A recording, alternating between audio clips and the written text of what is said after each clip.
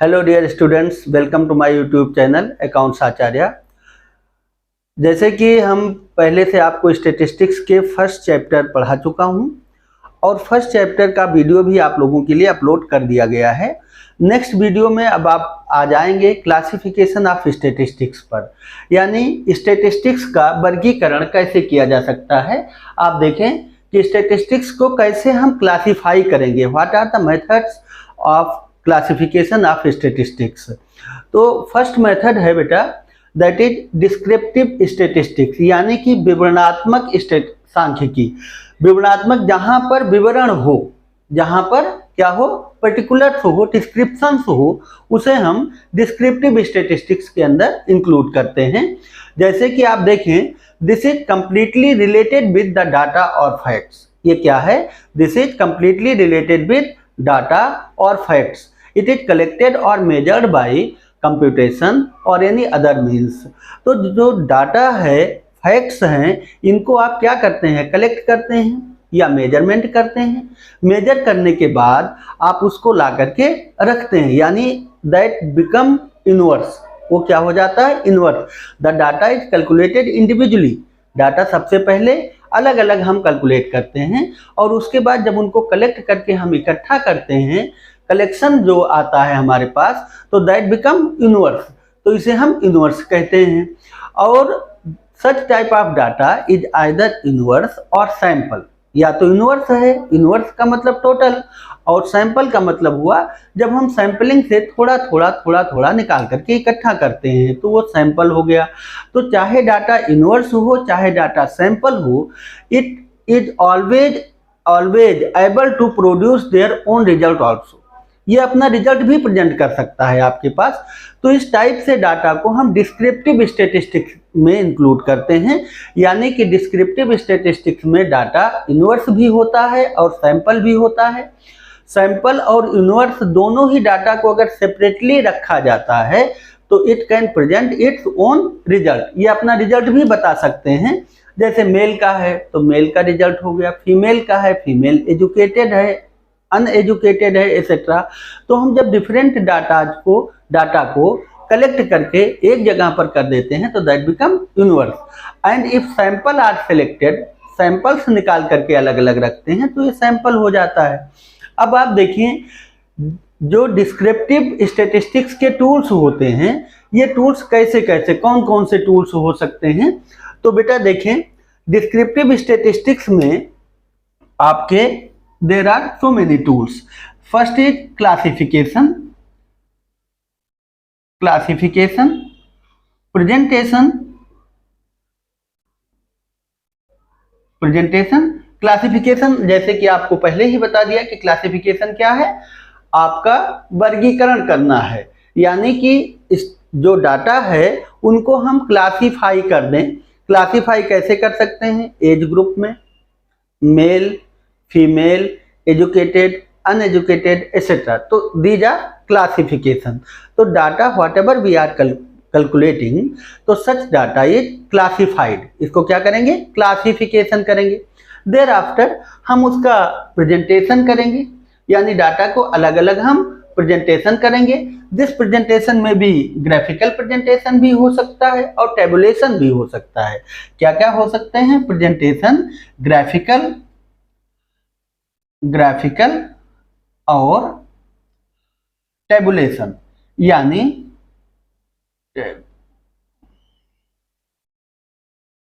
Tabulation, तो presentation कैसे किया जा सकता है? या तो ग्राफ के बेसिस पर या तो टेबल के बेसिस पर। तो टेबल अभी आप लोगों ने बनाया होगा, mean, median, mode, quartile, decyl, percentile, etcetera. जो भी हम कैलकुलेट करते हैं वो क्या करते हैं? डिफरेंट टेबल में बना करके करते हैं। तो ये सभी क्या है? यानी कि जो स्टैटिस्टिक्स है, आपकी डिस्क्रिप्टिव स्टैटिस्टिक्स है, that can be classified and presented with the help of graphic and tabulation, right. And thereafter, अब इसके बाद भी आपके बहुत सारी जगह पर ही कैलकुलेशन होती है। जैसे सेंट्रल टेंडेंसी है, तो बेटा सेंट्रल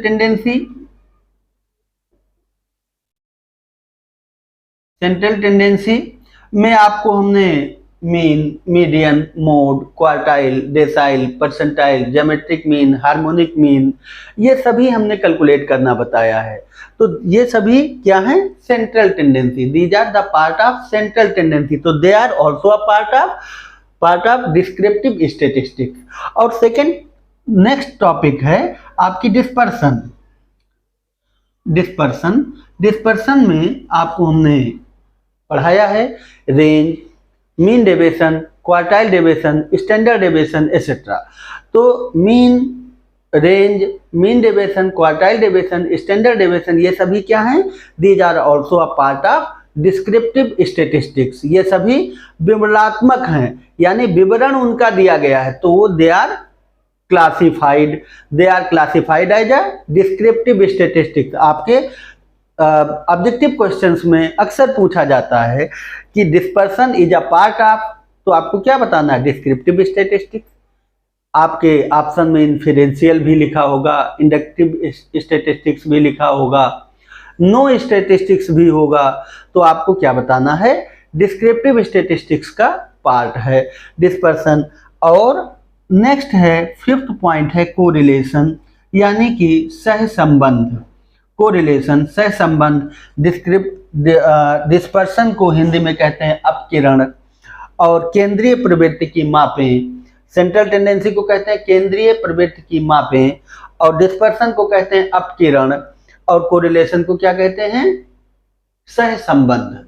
यानी कि these all are part of descriptive statistics. अब बच्चों डिस्क्रिप्टिव स्टैटिस्टिक्स आपको अच्छी तरह से समझ में आ गया होगा। देखिए नेक्स्ट पॉइंट है आपका इन्फेरेंशियल स्टैटिस्टिक्स।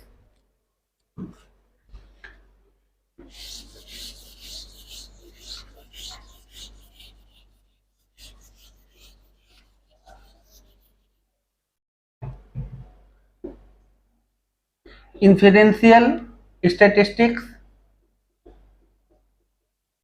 बी पार्ट है। इन्फेरेंशियल स्टैटिस्टिक्स, या इसी को हम कहते हैं इंडक्टिव स्टैटिस्टिक्स। इंडक्टिव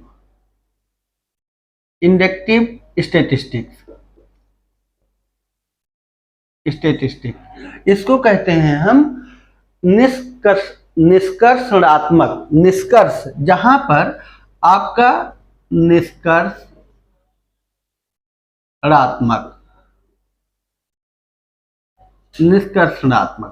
तो बेटा ये निष्कर्ष बताता है। ये क्या है? इन्फेरेंशियल स्टैटिस्टिक्स या इंडक्टिव स्टैटिस्टिक्स, यानी निष्कर्षणात्मक स्टैटिस्टिक्स सांख्यिकी है, जिसके अंदर आप क्या पाएंगे?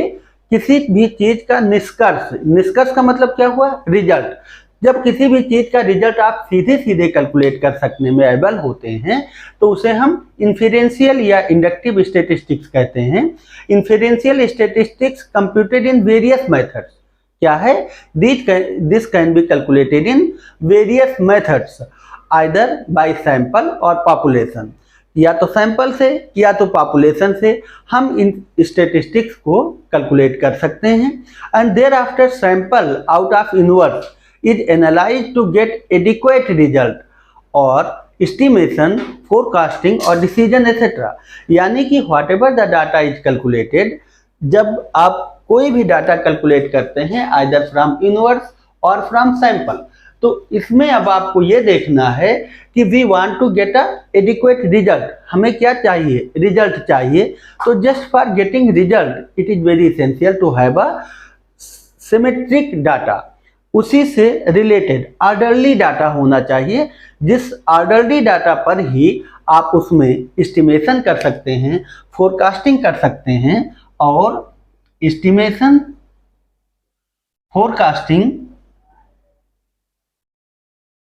फोरकास्टिंग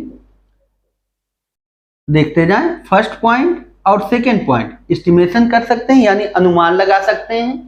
आप इसका फोरकास्टिंग कर सकते हैं, और thereafter you can get a proper decision. आप इसके बाद इस पर डिसीजन भी ले सकते हैं।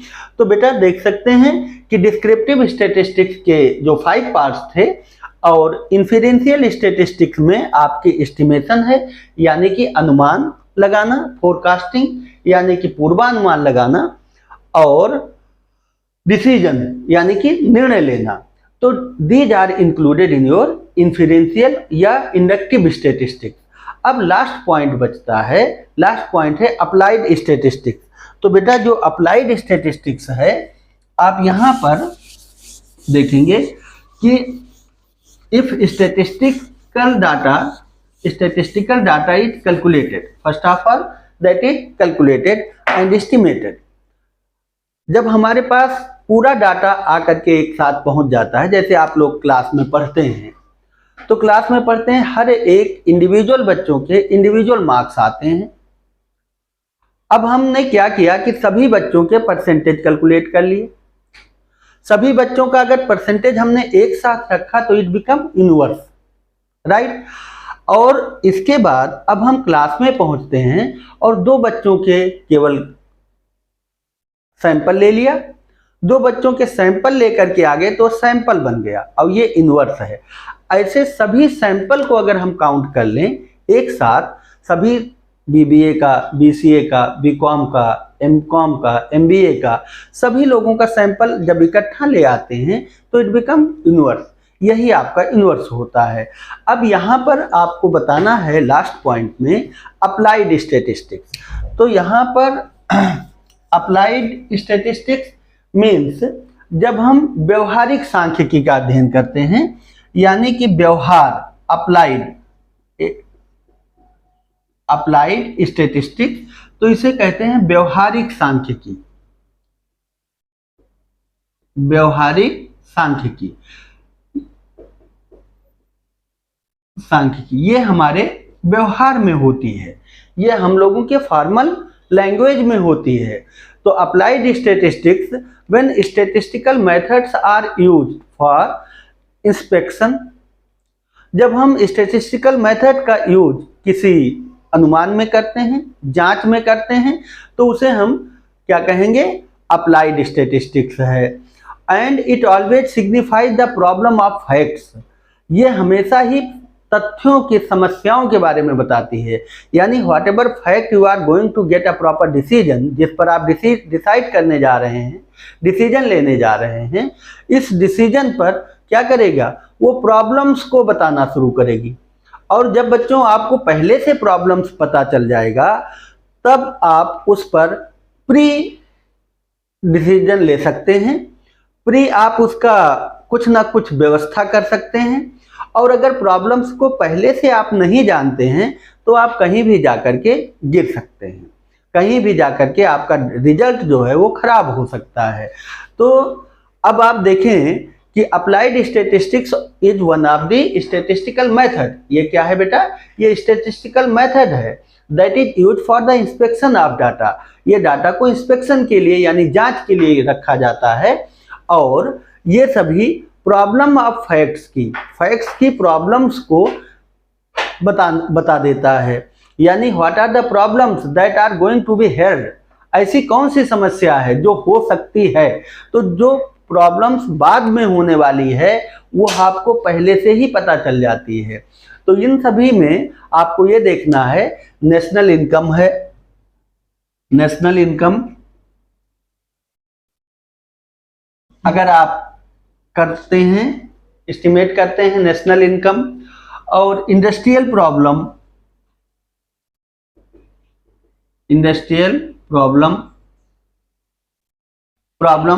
यहाँ पर जो प्रॉब्लम्स आने वाली है वो पहले से ही आप उनका एस्टिमेशन कर सकते हैं।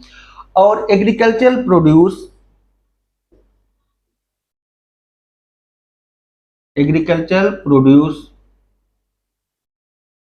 नेक्स्ट अगर आप देखें पॉपुलेशन है, प्राइसेज हैं, etcetera. Population, prices, these are the parts. यानी राष्ट्रीय इनकम अगर आपको कैलकुलेट करना है, किसी भी औद्योगिक समस्याओं का पता कर लगाना है, या आपको कृषि का प्रोड्यूस पता करना है, कृषि से क्या क्या उत्पाद हुए हैं। पॉपुलेशन जनसंख्या है और प्राइसेज उनकी कीमतें हैं। तो बेटा अब आपको ये देखना है कि अप्लाइड स्टैटिस्टिक्स हमेशा क्या बताती है, this is a method that are use to inspect, ये क्या करती है, इसको हम इंस्पेक्शन के लिए यूज करते हैं, और ये हमेशा ही सिग्निफाई करती है किसको, प्रॉब्लम्स को, जो फैक्ट की प्रॉब्लम्स हो सकती है, जो भी फैक्ट की प्रॉब्लम्स आपके फ्यूचर में अराइज हो सकती है उसको वो पहले से ही बता देती है। And applied statistics always studies the national income, it studies the national income, industrial problems, agricultural produce, population and prices etcetera. तो अब आपको समझ में आ गया होगा बच्चों, आज आपको क्लासिफिकेशन ऑफ स्टैटिस्टिक्स कंप्लीट कर दिया है, और नेक्स्ट वीडियो आपको बहुत जल्द ही मिलेगा। आप तब तक के लिए हमारे साथ बने रहें। Welcome to my YouTube channel, और हमारे चैनल को सब्सक्राइब कीजिए। अगर अच्छा लगता है तो लाइक भी कीजिए, अपने दोस्तों में भी शेयर करें ताकि वो सभी लोग बेनिफिटेड हो सकें। बहुत बहुत धन्यवाद।